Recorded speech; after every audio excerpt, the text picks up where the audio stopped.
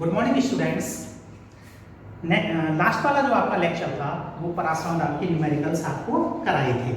Okay, आज जो new lecture है इसमें आज हम पढ़ेंगे डिफ्यूजन, विसरण, दूसरा ऑस्मोसिस, परासरण और difference between diffusion and osmosis, विसरण और परासरण में अंतर। तो सबसे पहला जो टॉपिक है आज का वो है आपका विसरण या डिफ्यूजन। विसरण कहते किसे हैं? सबसे पहली बात है कि विसरण है क्या?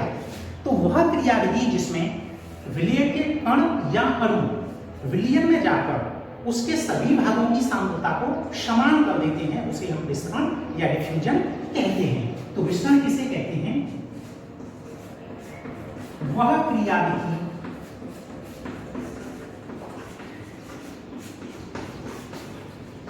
जिसमें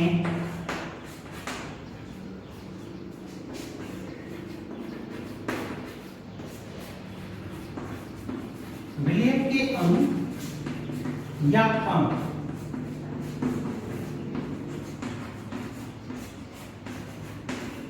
विलयन में जाकर उसके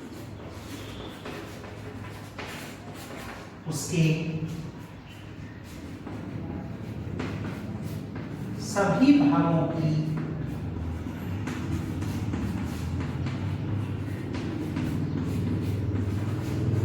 सांद्रता को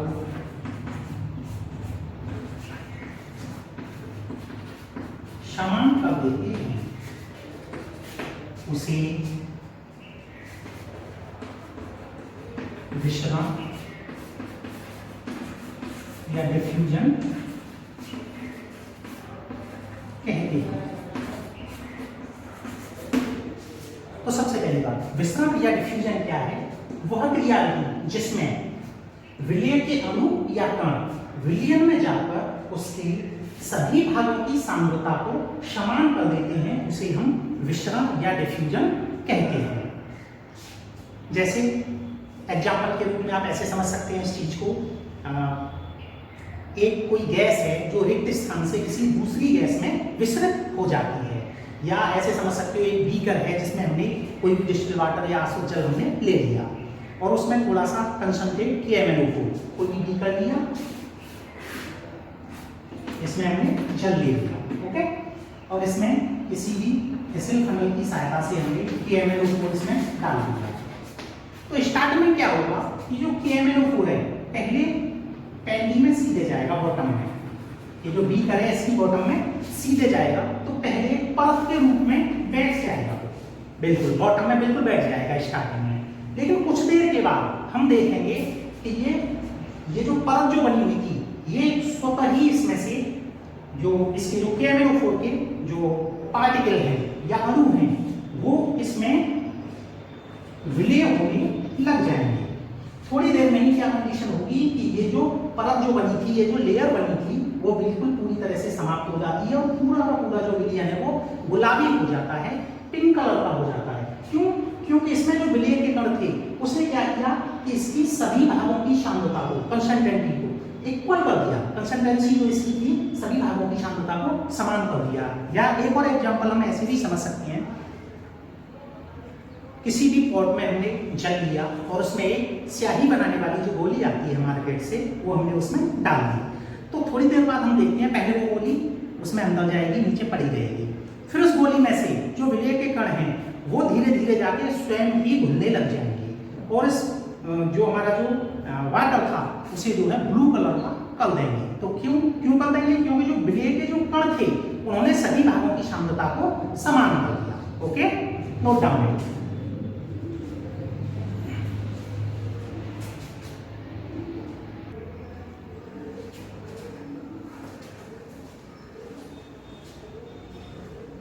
नेक्स्ट जो आपका टॉपिक है वो है आपका परासरण या ऑस्मोसिस। परासरण या ऑस्मोसिस कहते किसे? सबसे पहली बात जस्ट अभी आपको बताया विसरण या डिफ्यूजन। डिफ्यूजन क्या था? जिसमें केवल विलय के कण जो है वो गति कर रहे थे, विलय के कण सभी भागों की सांद्रता को समान कर रहे थे। परासरण में क्या होता है? परासरण होता क्या है? ऑस्मोसिस या परासरण कि वह क्रियाविधि जिसमें विलायक के कण, ध्यान देना उसमें किसके कण गति कर रहे थे? सबसे पहले विलय के, लेकिन इसमें किसके कर रहे हैं? विलायक के। तो वह क्रियाविधि जिसमें विलायक के कण विलयन में जाकर उसके सभी भागों की सांद्रता को समान कर देते हैं। लेकिन इसमें किसके द्वारा जाते हैं? वो अर्धपारगम्य झिल्ली के द्वारा। तो वह क्रियाविधि जिसमें विलायक के कण कम सांद्रता वाले विलयन से अधिक सांद्रता वाले विलयन की ओर अर्धपारगम्य झिल्ली द्वारा स्वतः प्रवाह करते हैं, उसे हम परासरण कहते हैं। तो परासरण क्या है? वह क्रियाविधि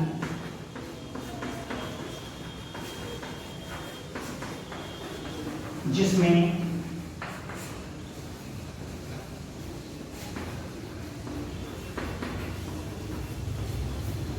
विलायक के कण कम सांद्रता वाले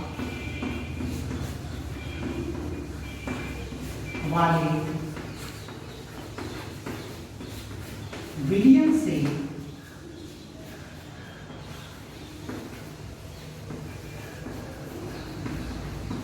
अधिक सांद्रता वाले विलयन की ओर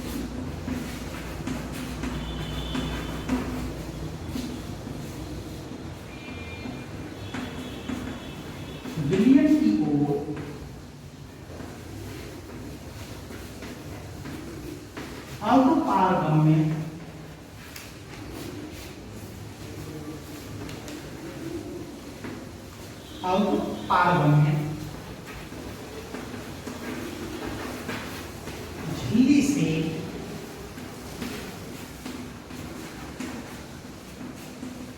स्वतः प्रवाह करते हैं।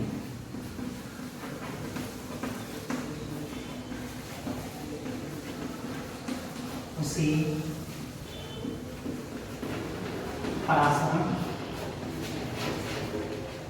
या ऑस्मोसिस कहते हैं।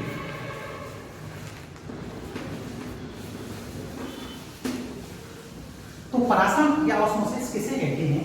वह क्रियाविधि जिसमें विलायक के कण कम सांद्रता वाले विलयन से अधिक सांद्रता वाले विलयन की ओर अर्धपारगम्य झिल्ली से स्वतः प्रवाह करते हैं, उसे परासरण कहते हैं।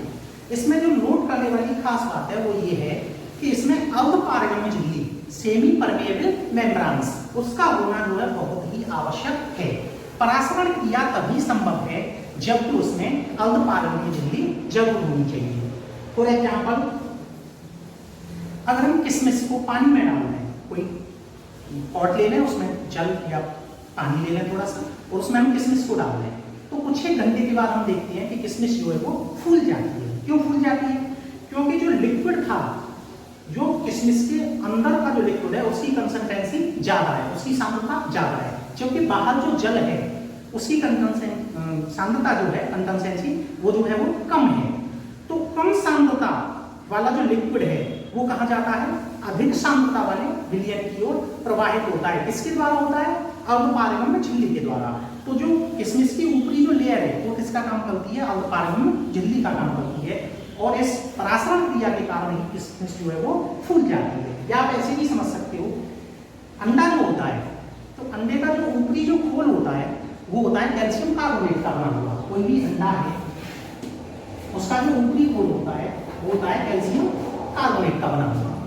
अगर हम इस अंडे को HCl में डाल दें, हाइड्रोक्लोरिक एसिड में, अगर हम इस अंडे को HCl में डाल दें तो क्या होगा कि रिएक्शन के फलस्वरूप ये जो ऊपरी कैल्शियम कार्बोनेट का जो खोला था वो हमारा टूट के अलग हो जाएगा, लेकिन फिर भी अंडा उसका लिक्विड जो है वो बाहर नहीं आएगा। क्यों? क्योंकि अंडे में कैल्शियम कार्बोनेट के खोल के अंदर भी एक लेयर होती है, अर्धपारगम्य झिल्ली होती है, जो उस लिक्विड को बाहर नहीं आने देती है। ऐसे हम दो अंडे ले लेते हैं जिनका HCl से क्रिया करा के कैल्शियम कार्बोनेट वाला जो खोल था वो हमने पृथक कर दिया। दो अंडे ले लिए, एक बीकर में H2O और दूसरे में NaCl डाला हमने। एक अंडे को इसमें डाला और एक अंडे को इसमें डाला। तो हम देखते हैं कि कुछ एक आवर्स के बाद जो जल में पड़ा हुआ जो अंडा है वो फूल जाता है। क्यों फूल जाता है? क्योंकि ये अंडे की जो ऊपरी लेयर है वो अर्धपारगम्य झिल्ली का काम करती है। बाहर की जो सांद्रता है, जो बाहर की सांद्रता है वो अंदर की सांद्रता से कम है, और परासरण क्रिया में कणों का प्रवाह कहाँ होता है? कम सांद्रता से अधिक सांद्रता की ओर। तो जो जल के कण हैं अणु हैं वो कम सांद्रता से अधिक सांद्रता की ओर जाते हैं, तो क्या होगा, अंडा फूल जाएगा। तो इस परासरण क्रिया में अंडा फूल जाएगा। क्यों फूल जाएगा? कम सांद्रता से अधिक सांद्रता की ओर कणों का प्रवाह होता है। जबकि NaCl में जो अंडा हमने डाला था तो कुछ एक घंटे के बाद देखेंगे वो अंडा हमारा सिकुड़ जाएगा। क्यों? क्योंकि जो NaCl का जो संतृप्त विलयन था उसकी कंसंट्रेंसी जो थी, उसकी जो सांद्रता थी वो अंडे की सांद्रता से ज्यादा थी।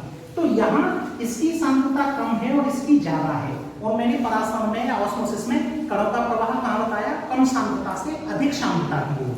तो अंदर का जो लिक्विड है वो अधिक सांद्रता की ओर बाहर निकलेगा, NaCl में बाहर आ जाएगा। तो जब लिक्विड बाहर आएगा तो क्या हो जाएगा? अंडा जो है हमारा सिकुड़ जाएगा।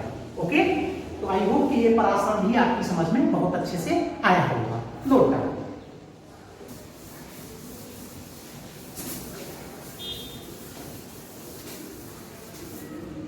तो हमने क्या देखा? सबसे पहले डिफ्यूजन देखा, मिश्रण किसे कहते हैं, फिर ऑस्मोसिस देखा, परासरण किसे कहते हैं। इसी पे जो थर्ड टॉपिक आता है वो आता है difference between diffusion and osmosis, मिश्रण और परासरण में अंतर।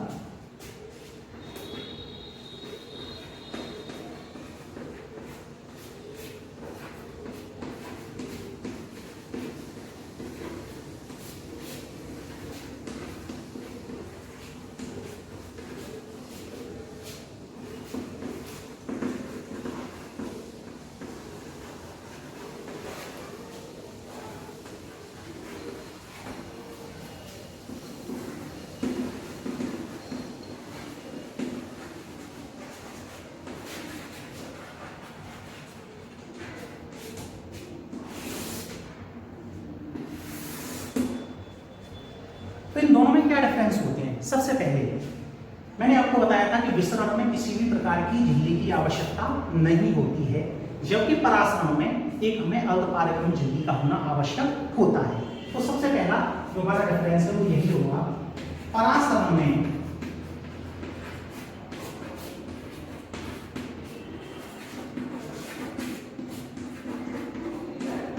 अर्धपारगम्य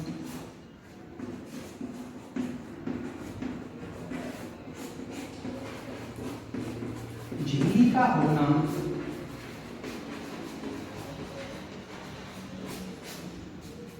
आवश्यक होता है,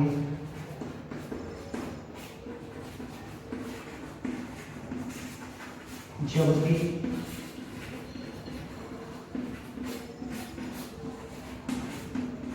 विस्तरण में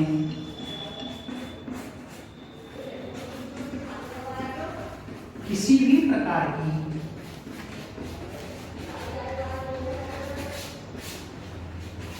झिल्ली की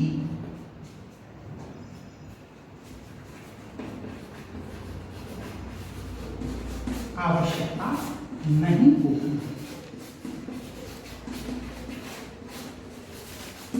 तो हमारा जो फर्स्ट डिफरेंस है वो क्या है कि परासरण में अर्धपारगम्य झिल्ली का होना आवश्यक है, जबकि विस्तरण में किसी भी प्रकार की झिल्ली की कोई आवश्यकता नहीं होती है। जो दूसरा डिफरेंस होता है हमारा वो ये होता है कि जो विस्तरण है उसमें विलेय और विलायक दोनों के कण विपरीत दिशाओं में गति करते हैं, जबकि परासरण में केवल और केवल विलायक के कण गति करते हैं। सेकंड क्या होगा? परासरण में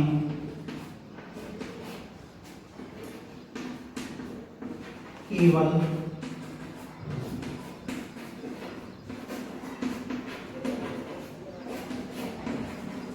विलायक के कण गति करते हैं,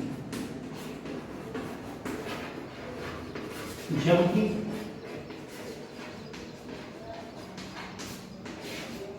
विस्तरण में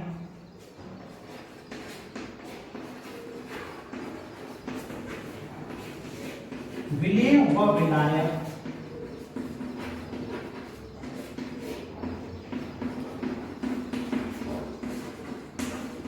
दोनों के कण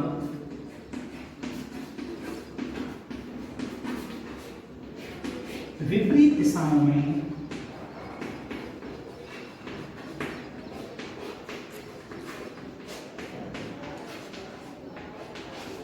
गति करते हैं।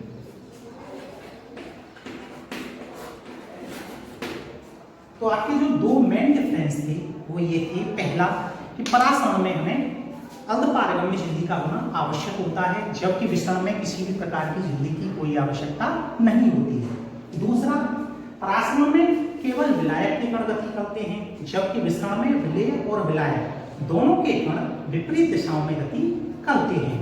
ओके, तो आज आपको डिफ्यूजन बताया, विसरण, फिर उसके बाद ऑस्मोसिस, परासरण बताया, फिर difference between diffusion and osmosis, दोनों में जो अंतर है वो बताया। आज का लेक्चर यहीं पे समाप्त करते हैं। जो नेक्स्ट लेक्चर होगा आपका वो होगा राउल्ट्स लॉ, राउल्ट के नियम के ऊपर। Okay, thank you.